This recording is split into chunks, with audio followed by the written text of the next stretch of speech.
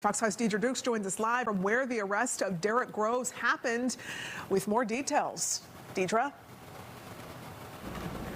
That's right. Derek Groves led out of this house in handcuffs after a month-long search found here in Atlanta after escaping from a jail in New Orleans. I'm going to step back so you can see the extensive damage this house suffered during this search here at the home. During that SWAT operation, doors and windows of the house blown out before SWAT officers apprehended the suspect, who was found hiding in a crawl space here.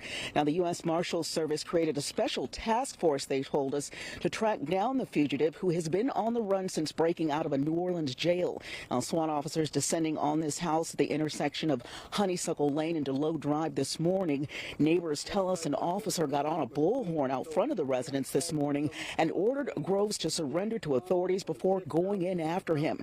Now, the 27-year-old was one of 10 inmates who broke out of a jail in New Orleans back in May. The convicted killer was the last remaining fugitive who was still at large. He managed to elude authorities for months. Law enforcement officials in Atlanta held a news conference following his capture and explained how they tracked him down.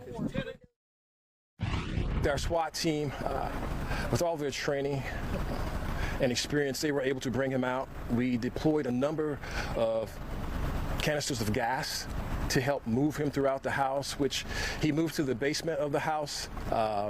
Soon after, Clayton County K-9 was deployed in the crawl space of the location and found him in that crawl space. Now, officials did not disclose this afternoon how they tracked him down to this house, this location here in Southwest Atlanta, but they did tell us that he was alone in the house when he was apprehended.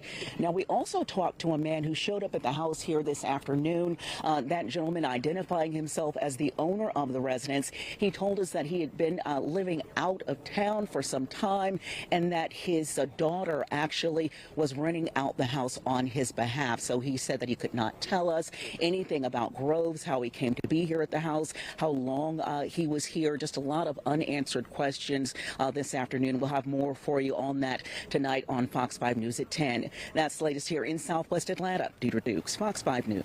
Well done on the part of the SWAT team getting him into custody today. Deidre, thank you. As Deidre said, Groves and 9 other inmates escaped from the St. Tammany Parish Correctional Center on May 16th. Investigators say the inmates broke a jail cell door and breached a wall behind a toilet. In July, Louisiana Attorney General Liz Murrill charged all 10 men with simple escape. The accused escapees could serve 2 to 5 years if convicted of the new charge. Just hours ago, we heard from authorities in New Orleans about Groves' arrest. Speaking with reporters, Orleans Parish District Attorney Jason Williams said that he looks forward to holding Groves accountable. Everybody is sighing a collective sigh of relief, knowing that a person who was facing multiple life sentences is now in custody, and we look forward to holding him accountable for the crimes that he was already convicted of and the other crimes that he committed. Authorities say they will focus their attention on getting Groves back to New Orleans and finding out how he made it to Atlanta.